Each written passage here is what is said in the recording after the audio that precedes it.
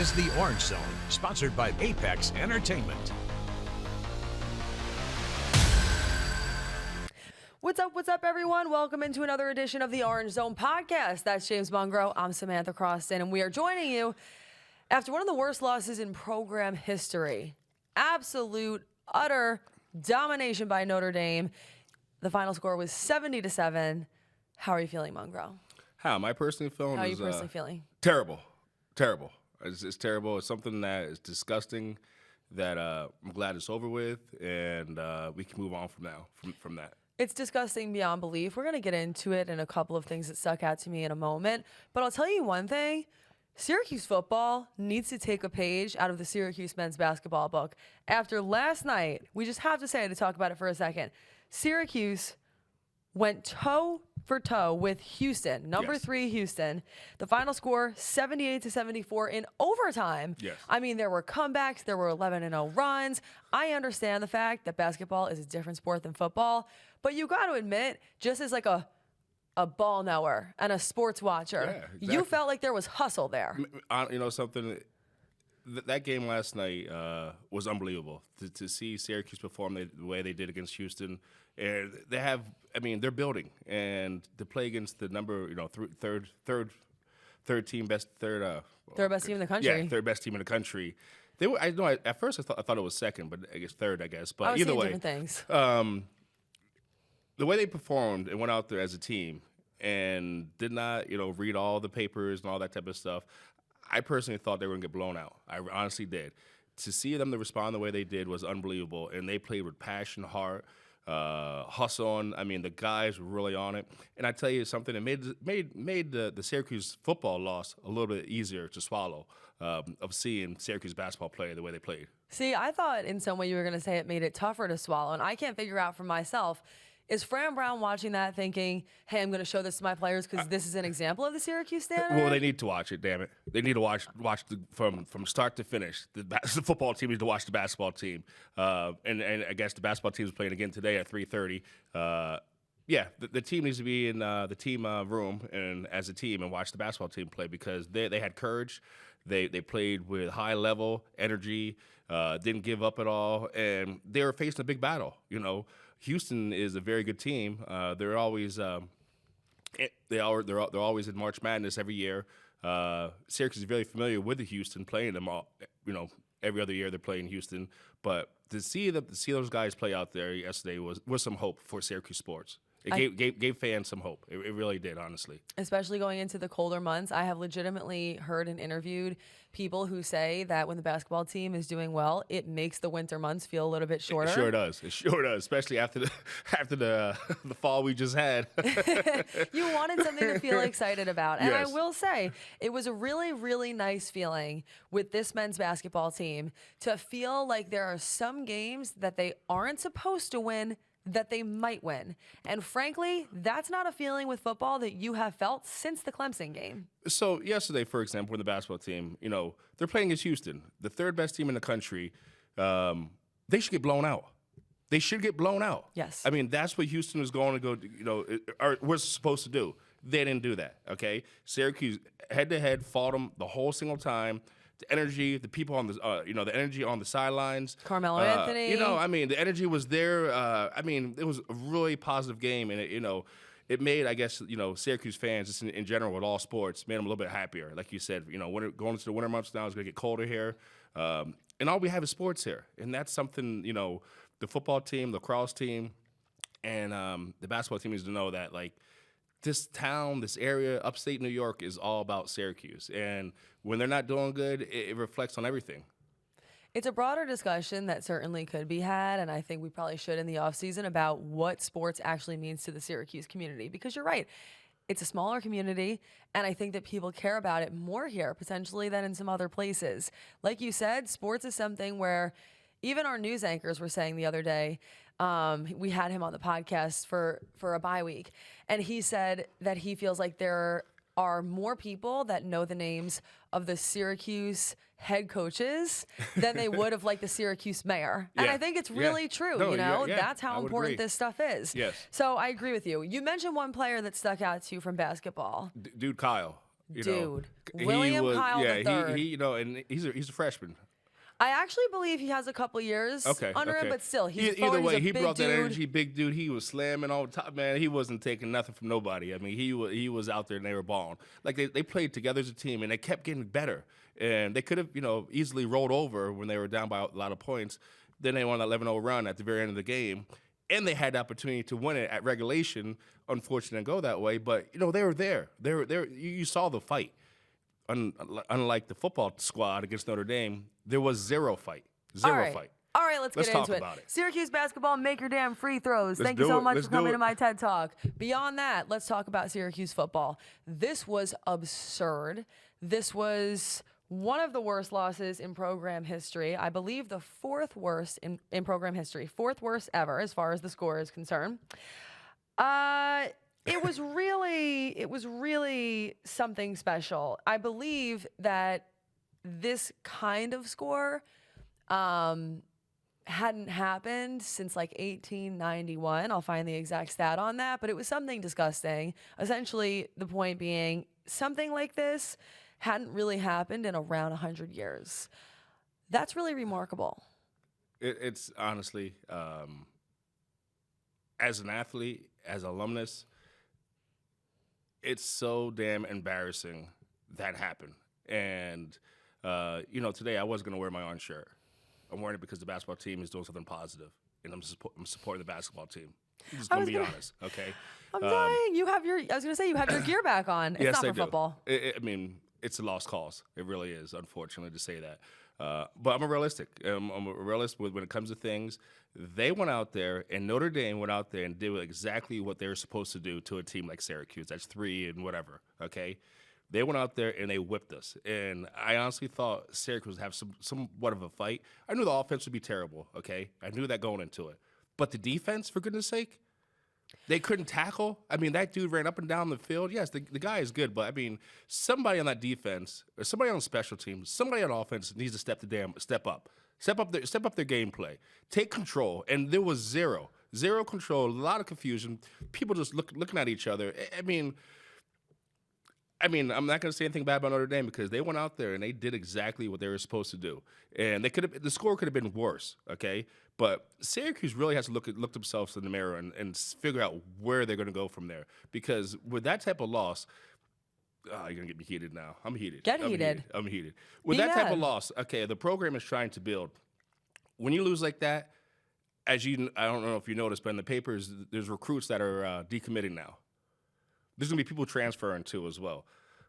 Coach Brown has some big problems he's going to have to correct very shortly because with that type of loss, it put the program probably 2 years behind now. Because who the hell would want to come to school here? See, I don't know how I feel about that yet. I'm honestly on the fence about that because that's actually a question I asked yesterday in the press conference. You know, when you're talking to recruits and their families, commits and their families, what exactly are you saying now? And what is the message to ensure that those commits are still feeling like Syracuse is the right place for them? That's pretty much what I said. He said that he's not going anywhere, which I believe. And he said that because of that, he feels like he has, you know, I think he essentially feels he has a strong enough bond with some of these players that he's going to be able to keep them here. And consistently this entire year, what he's continued to say about this year being a flop is A, he blames a lot of it on Steve Angeli getting hurt, which I get, but I think that's a little bit of an excuse, and you should have had a better quarterback, a better backup quarterback, that is. But B, he always points to the future. So you are right to say if that's going to be his calling card and he's going to say, well, this year was a bust, but once I get in all my kids who I recruited, it's going to be a better football team, then it better be. Well, the thing about this is the top tier kids are not going to be coming to Syracuse. That's just, I don't know what the hell he's thinking. You know, I'm just telling you, as a former athlete, why would I come to school here? You just got beat 70-0. 70-7. 70. Well, you can say 0. Doesn't matter. Pretty much. You can say any. Yeah, I'm saying that like it's so much better. Yeah. Get your facts straight. But like seriously, he's really gonna have to figure this out because, I mean, how do you try to persuade an athlete that could go to multiple schools to come to Syracuse after they watched on national TV how embarrassing that is? That is very embarrassing. I guess it's going to set Syracuse back. I mean, he may say something differently, but he knows as a former player himself that why would you go to a school that just got crushed? You want to have that have that type of bag of luggage on your back? Like, no, I don't think so. And I at least to go to another school that has a quarterback that's performing and already has shown and is doing it currently. Not what you did a year before or year after. It's current stuff. What we did last year with the other quarterback, yes, we had a great season. It's a new season now. New players, I know. new stuff. New things are going to happen. And you got to be consistent your players you're getting. And by losing like that, you're not going to get your top-tier players. You're not going to get top-tier players. So now you're working with the average player or below-average players that you really don't want, but that's the only thing that's out there right now. Yeah, hopefully you get some transfers in. But, again, why would you transfer to a school that has a losing record unless you just want to play? So, again, there's a lot of work up there. I mean, there's a lot of, you can't point the finger. You just got to figure it out. You got to figure it out. And listen, to his credit, he always takes accountability. There was no blaming, nothing like that. But still, there's only so many times that you can go up to that podium and ultimately say the same thing. The last time that the Orange lost by more points was 1893 when they fell 66-0 against Union College. That's a D3 school now. Oddly enough, this is from a Syracuse.com article, the worst loss in Syracuse football history came against the Chargers. It was a 75-0 score 2 years earlier. And then, 1891 obviously was brutal. The Orange also lost to Cornell that season, 68-0. But that rounds out the list. Beyond that, this was the worst loss in Syracuse history. It comes in at number 4. Even when you think about the modern era, like the last 100 years, the closest that it got was 1999. Syracuse, this is bizarre, was ranked number 16 in the country and lost 62-0 against number 4 Virginia Tech. I don't know how the hell that happened. But again, it's like, this is stuff that you could go an entire lifetime and not see. And not just the score. Not just the score. Gosh. No, this is historic. This is tremendous. This is terrific how bad this is. Like, it was the way that, like, the first quarter even played out. It was unbelievable. It was remarkable. Like, I almost want to say it was bad luck, but it obviously wasn't that. But legitimately, I want to say it was something like Notre Dame was up by at least 3 touchdowns before their offense even got on the field. Never seen that before in my entire life. It was a pick six, that wacky play with the punt where it got blocked and returned for a touchdown, and then another pick six. That's not college football. That's this level. That's high school. That's high school level. That doesn't happen at the college level. That's like you don't even see that at high school level, really, honestly. You really don't even see that in high school level. And these kids are out here are trying to, I'm not trying to knock them too hard, but, Notre Dame made history on Syracuse University. Historic. And, and as an alumni there and as a former player, it's a terrible taste in your mouth to have. You know, something, and it's something that you got to just move on. You have to move on from it. And it's going to sting. And, the sucky part about the whole thing is, too, as being, a former player, you can't talk junk to nobody. You just got your ass beat that bad. Right. Like, you can't say nothing but keep your mouth shut until your team turns around and does something positive. It's going to be a long road for Syracuse, unfortunately. Here's the other thing that stuck out to me. Let's be fair. Notre Dame, great team, tremendous team, ranked number 9 in the country at the time of this loss. But Love, one of Notre Dame's running backs, his touchdown runs. Did they even tackle him at all? Did he actually get dirt on his pants? Well, no, that's actually hilarious that you say that. I actually wanted to tell you this because I thought just from where you're coming from as a running back, you would think this is interesting. Jeremiah Love, who is right now, in consideration for the Heisman Trophy. He had 171 yards rushing and 3 touchdowns on just 8 carries. His touchdown runs covered 45, 14, and 68 yards. Like, that's unbelievable. That's unbelievable. Those are long runs, right? Listen, the man went out there and I tip my hat off to the running back because he looked very good. But again, it's like, it felt like he was playing against high school kids.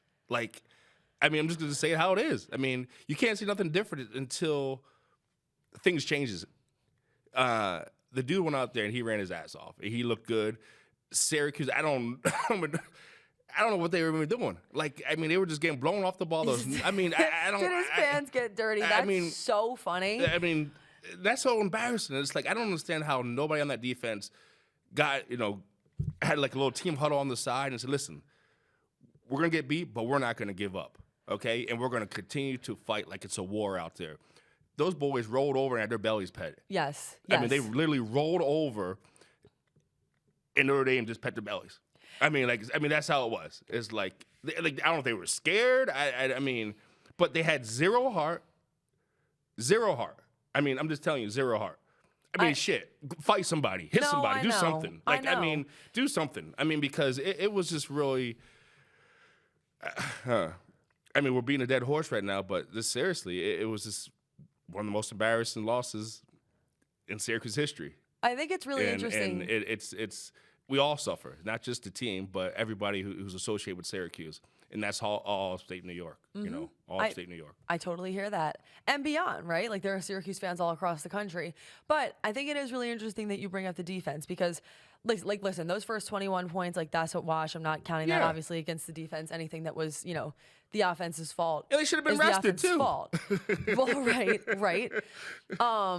But I will say that was one of the consistent things throughout the course of this year is that the defense was really fighting. And we sat at this very table quite a few times and said, wow, Syracuse really just blew an opportunity to win a game behind a pretty good to great defensive performance and effort. This wasn't that. So I appreciate you bringing that up. I'll say one other thing. I'm honestly starting to feel bad for Joe Filardi. Like, I know that we have sat here and roasted him a few times, but at some point, it's like, this kid didn't ask for this. Like, he, walked on the football team, who knows why. A part of it could have been because he's trying to get into better shape for lacrosse.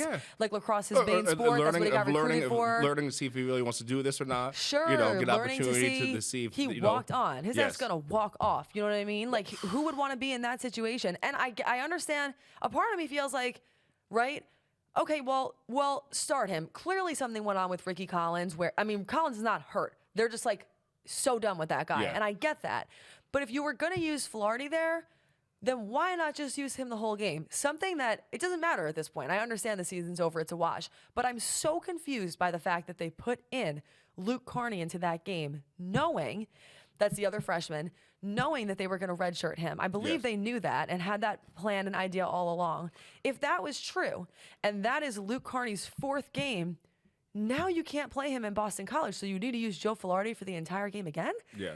I don't know what is going on there, or if they don't trust him in the passing game or whatever, but I thought Luke Carney, from what I saw, deserved more of a shot and is probably a better quarterback than Joe Filardi. And now we're not going to be able to see him in a game where it was actually winnable because Syracuse is going up against the only team in the conference that's worse than them, that has one win, defeated in the ACC, and still, betting odds, plays Syracuse at home as the underdog. Yeah. That tells you something. Yeah, no, it does. I mean, again, the coaches are desperate.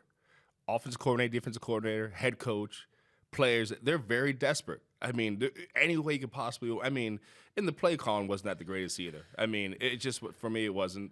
And I mean, you just got to run the ball. I mean, when you're getting beat that bad, you just got to run the ball and get the hell up out of there. No doubt about it. Get up out of there. You know, run that clock all the way down to 1 second, then snap the ball and run it again and get out of there. Because I mean, that's how bad it was. I mean. You got to tip it. I mean, Notre Dame, they went out there and they did. They had a historical day on Syracuse. They really did, and it was it's not good for recruiting. It's not good for the economics here in Syracuse. Like everything, it's just thank God basketball season is here and the basketball team looks pretty decent so far, and we could be positive about the basketball team. But right now. The whole entire staff of football needs to look themselves in the mirror and figure out what the hell is going on. All right, I'm going to look ahead with you briefly to Boston College, then we can wrap it up and get out of here. Boston College, like I just mentioned, one win this entire year, defeated in the ACC. Mind you, this game, I believe, means something special to Fran Brown because last year this was one of his 3 losses, and quite honestly, it was a game that they could have won. Yes. Does this game matter to you at this point anymore? Would a win here change anything for you going into the offseason? they're both two toilet bowl teams, okay? It's not going to matter. It's not going to change any recruit's mind. So right now, it doesn't really matter. I mean, what sticks out to anybody who's going to be recruited by Syracuse is that 70-7 Notre Dame beating. So at this point, for trying to get a recruit and have recruits come to the game, like you might have the recruits to stay home, and save that money. But no, I don't think it matters. I'll be honest with you, it really doesn't. What matters maybe the kids, the seniors, could pull a W out for themselves. I was thinking the exact same thing. That's what matters, and hopefully they could do that for themselves. But the odds of that happening is very slim to none, and it just is. I mean, the facts are the facts. Until you could prove that you could tackle at the last game of the season, because the offense is not going to be there. I mean, there's no explosive plays, and when the ball goes in there, it's a 50-50 ball. I know. And it's unfortunately the 50-50 balls are going to the other team. So it's just a really maybe it's not 50-50. Maybe we have to update the percentage. I would hate to say it, but it's a shit show. Yeah. That's a good way to say it. Yeah. It's just a really just. That's really well said. It's beautiful. I mean, it's just that's what it is. I mean, you can't really explain it. You don't know why. Well, we know reason why, but it's just really embarrassing. I hope Coach Brown gets this figured out very shortly, very quickly, because he's going to lose his fan base if they keep, and one thing is concerning is the whole thing of in the beginning of the season, if the delusional of saying we have two quarterbacks. We didn't have two quarterbacks. We had one quarterback. So tell the fans the truth, and don't have us all hyped up for some BS.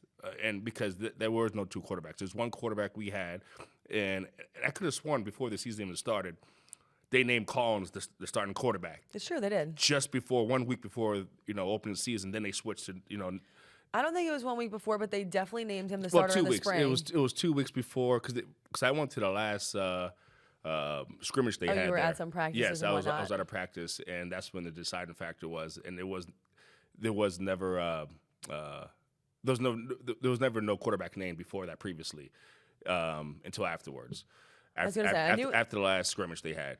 In the spring, they named Collins the starter, yeah. And then by the time they brought in Angeli, then they named him the starter, relatively close to the season. Yeah. So it's really intriguing, and Coach Brown just needs to, be honest with the fans, be honest with the alumni, because, bro, we know. Colin was not there. Answer, obviously. I mean, he's not even touching the field. He's probably transferred out already by now. But, yeah. I mean, we have to definitely figure something out, and unfortunately, it's probably going to take us another couple of years to figure it out. To get the guys that he wants to be here at Syracuse to have that competitive edge. I think that remains to be seen. Honestly, that's maybe the one place where I disagree with you a little bit.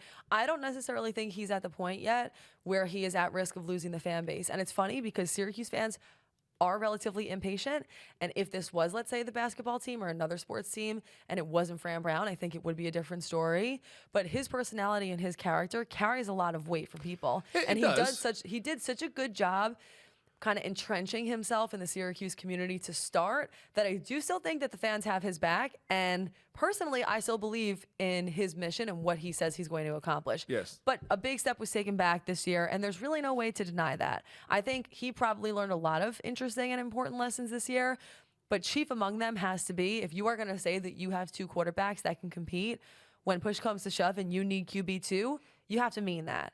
Because if not, you see the results of a situation like that. No one is sitting here denying the fact that the season would have went differently if Steve Angeli didn't get hurt. But he did. Yes. And we only deal in facts. And this is football. This is football, and that happens, unfortunately. I mean, people get injured, and that's where a person makes their name. When someone gets injured, that's how you make your name. You come in and you outperform that guy because already you're saying to yourself, I should be in that position because the coach don't like me or whatever. Like that. Now you're getting your opportunity. And all they did was they didn't do nothing with the opportunities they had. Know. And there's a lot of people that had different opportunities. And I hate to say it's all Ricky's fault, but it's not. The coaches need to prepare him. I don't know how delusional the coaches were of seeing him throw the ball. All of a sudden, you think you're going to play in this, play against these power teams with that type of quarterback. I mean, you can't do that. They know better than that. Yeah, no doubt about it. Well, listen, I'll say this to wrap it up. I think that it shows you, back to basketball, the difference between a close loss and a blowout loss, right? Yeah. On the stat sheet, it's still appearing the same way. On the stat sheet, Syracuse football lost this past weekend. A loss is a loss. And I mean, Syracuse men's basketball lost last night. Yes. They're both going to go in the L column, yes. right? It's just the fashion of how you got beat. But the fashion of how you got beat exactly. matters. Did you in go the down swinging, or intangibles. did you lay on your back and got your belly pet? This has been the Orange Zone Podcast, everyone. Thanks so much for joining us. That's James Mungro. I'm Samantha Croston. Be sure to like, comment, and most importantly, subscribe. It really helps us out when you do that. And thank you so much to our sponsors, Apex Entertainment. I got a question, though. Hold Sure. on. Are we going to have a podcast next year if Syracuse is bad? Because, I mean, see, now they're messing up my money now. They messed up my money. And I don't like that. I mean, it impacts you, the community. Yeah, I mean, that's No, we'll be back. That's totally... Your money's safe. Okay. Your money's secure. Thank you. Thanks so much for joining us, everybody. We'll see you back here next time.